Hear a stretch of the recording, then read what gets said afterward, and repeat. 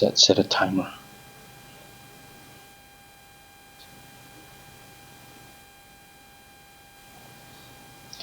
Hello, Brady. Hello, Peter. Yeah. How are you today? Yeah, good. How That's are you doing? good. Doing pretty well. Yeah. Yeah. Good day so far. Yeah. So let's talk about a topic about pain and pleasure today.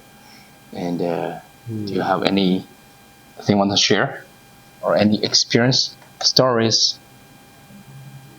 Well, pain and pleasure, it's easy for people to fall into the habit of classifying one good and the other bad.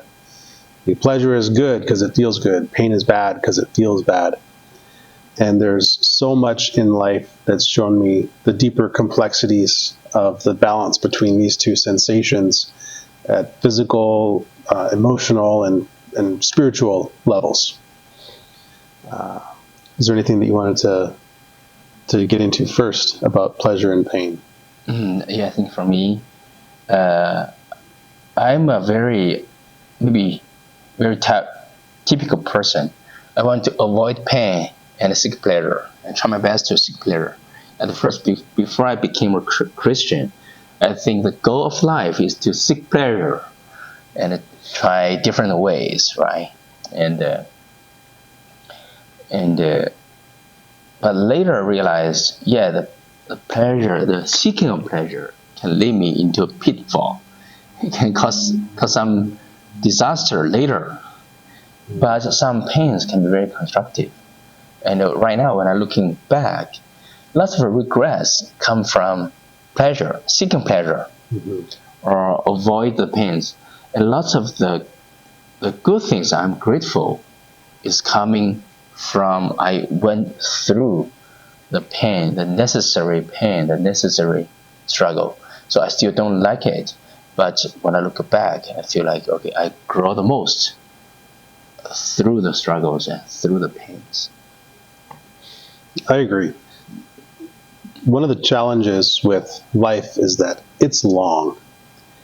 And being in pain is not an enjoyable experience. And it makes total sense that someone would want to stop the pain, avoid the pain, reduce the pain. And they'd be willing to do a lot of things for that to happen. The consequence of just feeling like you're alone. It's not really many friends, no girlfriend or boyfriend. Your family's maybe in a different city. You're just sort of alone in a new city, and it hurts to be lonely. One of the things that a person could do is accept the loneliness and realize, okay, this is a part of my life that's going to be painful. It's going to be lonely until I figure out how to build a community around myself, or how to join one or find one. An alternative is drinking or some sort of stimulus, like falling into gambling or just lust, just quick hookups to try to fill the void. Video games, just anything to numb the pain or distract away from the pain.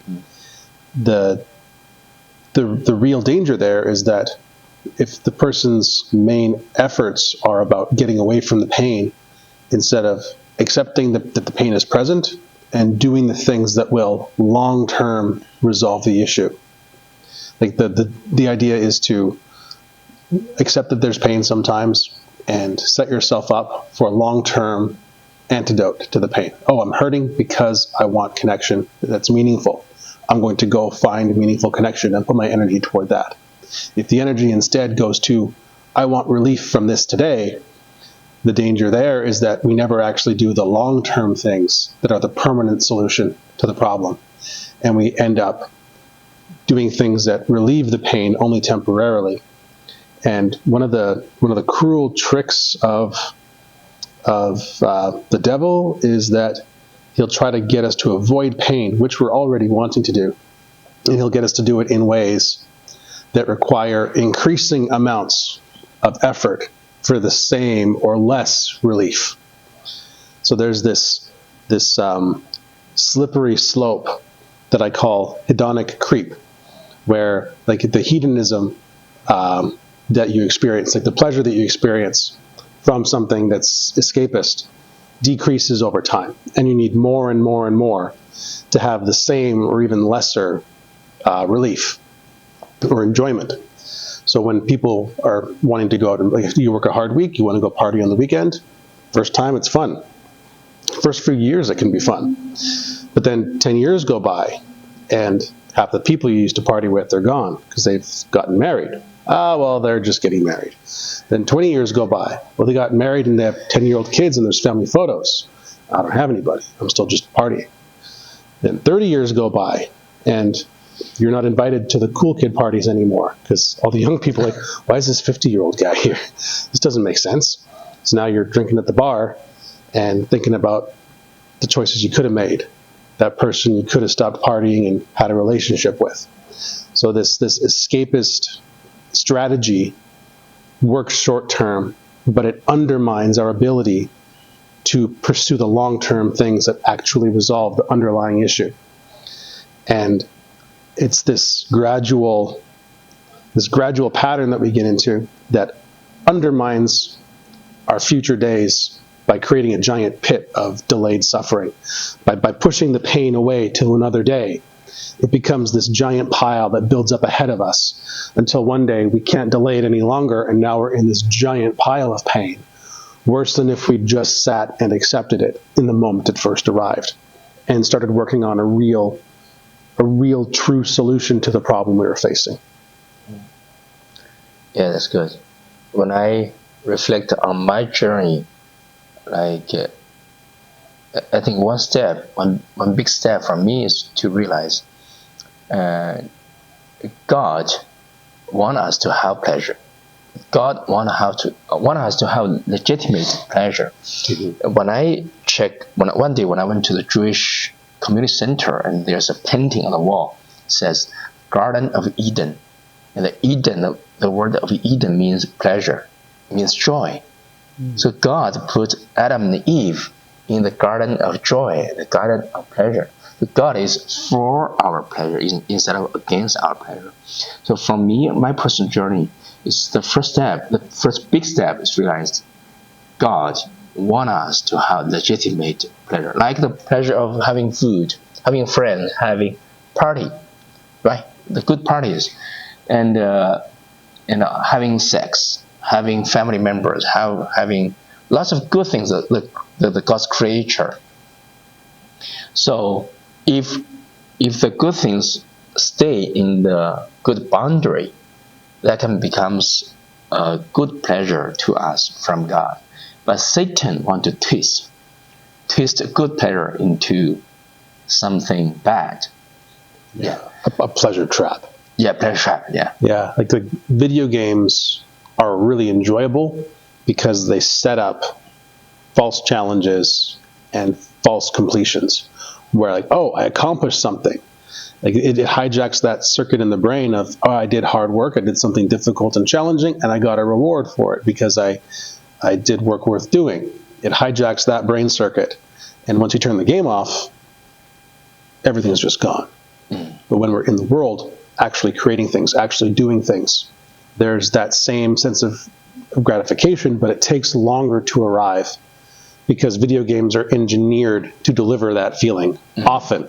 That's where there's that addictive thing. And anyone who's played a lot of games, you realize, and you can probably relate to this experience of playing, like the first hour was really great. Second hour is not as great. Third hour, fourth hour, I start to hate the game. I start to get angry with it because it's not doing what I want it to, because it's not a true use of that system that God made. It's a twisted use. It's meant for some relaxation, some fun. After all the important things are done, play some games. But the day shouldn't start with games. That's the difference there. It should start with work towards long-term goals that take a while to arrive. And one of the things that I've done for myself to help make hard work more fun is breaking the goal down into tiny, tiny pieces, to the point where every day there's a couple things that get completed.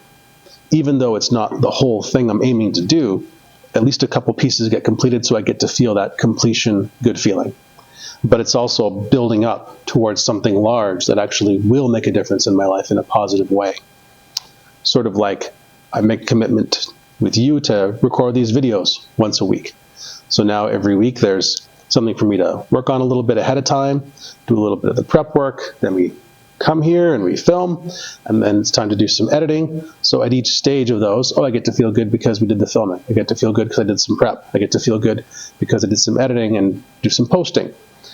Each of those is a good feeling that lasts much better than video game good feeling, because that only really lasts as long as the game is on. Once the game's over, it's just, that's just dissolved. But that good feeling from real work lasts much more. It's much deeper. It's the true use of that circuit. You can see the fruit. You can see the result. Yes. And there's something real and permanent. Yeah. And on the spiritual layer, sometimes there's spiritual pain. Like our soul is wanting closer connection to God. And if we don't recognize that feeling for what it is, we try to fill it with anything except God, which is bound to fail. No matter how good you're trying to aim with that pleasure seeking and that pain relief, it's never going to do what it needs to do, because only God can relieve that pain and bring that pleasure from spiritual connection. So no matter if you're trying to center your children or your spouse or your community volunteering or food, alcohol, partying, like nothing will ever be able to match the need that you have, because only God can fill that need. And it's one of those things where it's a delayed gratification, because it's sort of like, okay, God, I realize that only you can fill this spot in my life. And it takes humility. It takes, I can't believe I'm forgetting the word right now, repentance, genuine turning away from whatever pleasure we've been trying to use or whatever distraction we've been trying to use. We have to turn away from that, turn towards God. Yeah, this pain is real because you're real and I'm not in connection with you, and that hurts. So here I am. I want connection with you, and just start praying, start asking for him to join you. And over time, he does. Yes. And another reflection on pleasure is, I think, because God created us out of his pleasure. He has lots of pleasure. And God is the happiest person in this universe. And so he created for us to enjoy his pleasure. But I think because we have this longing for something to fulfill us, to make us content, so I think one of the traps is we assume we understand our longing. We have a longing for something deeper, something more meaningful, something more fulfilling. That's a natural desire. That's a desire from God.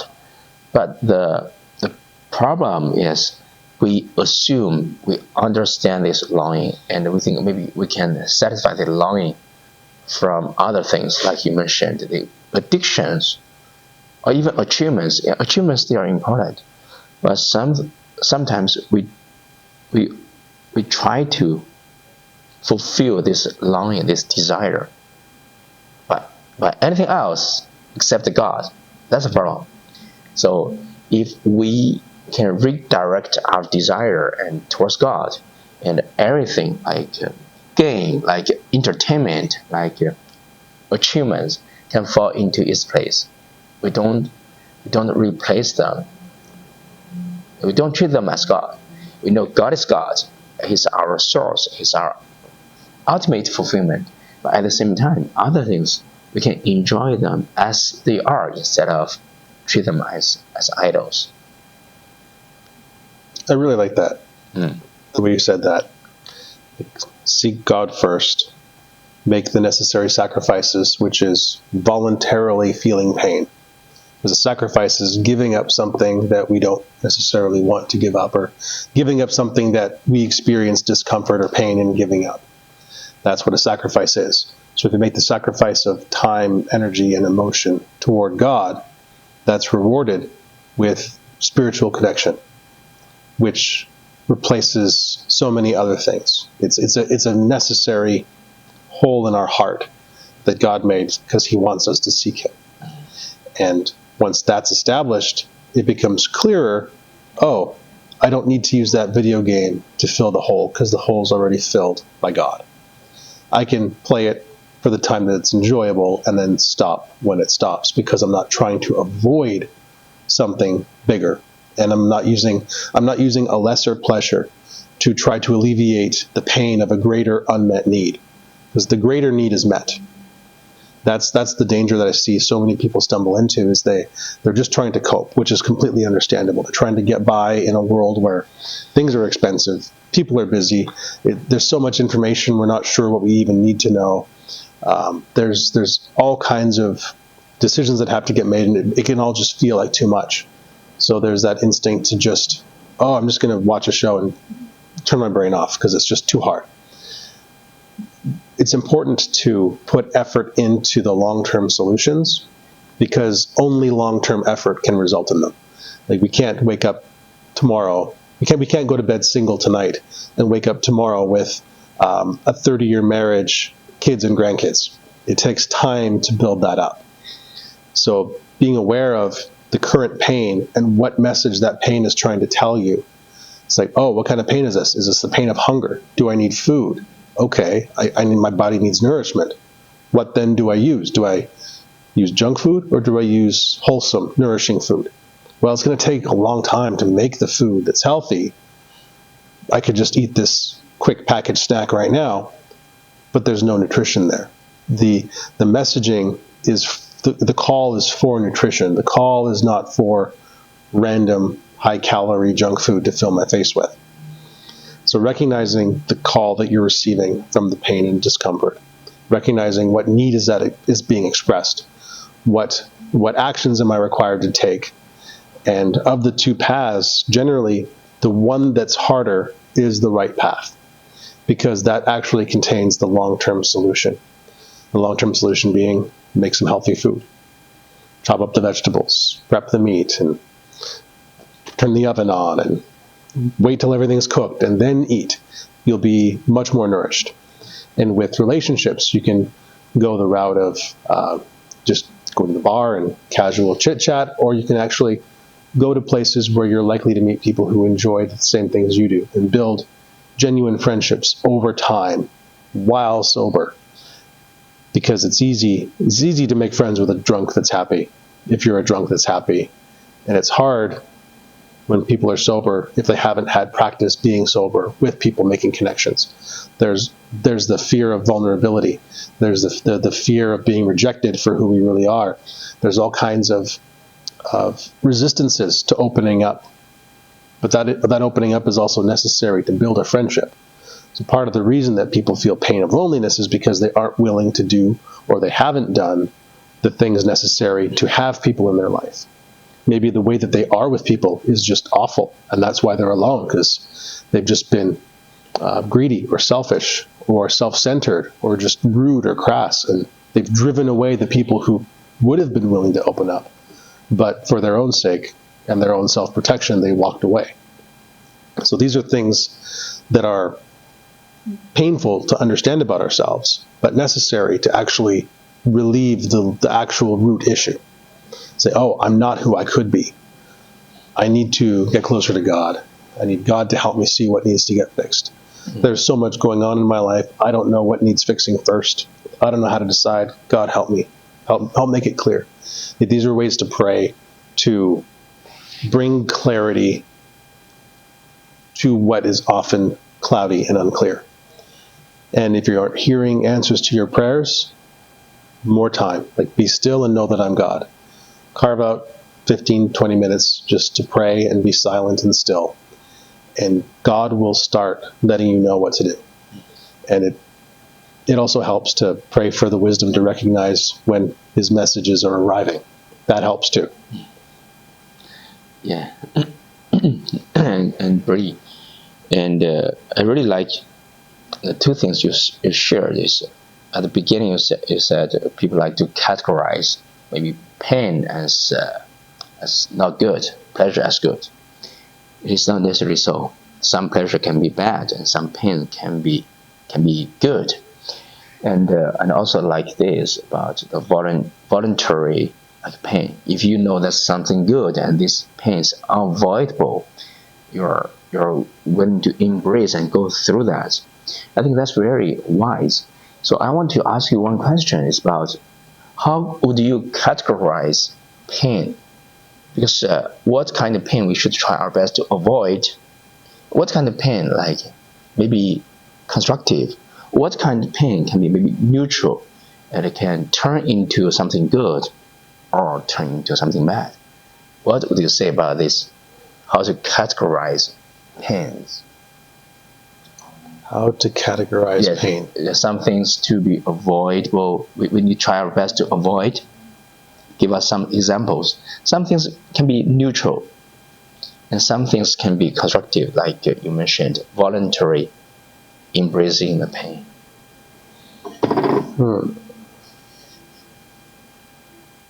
It's a complex question. There's multiple kinds of pain.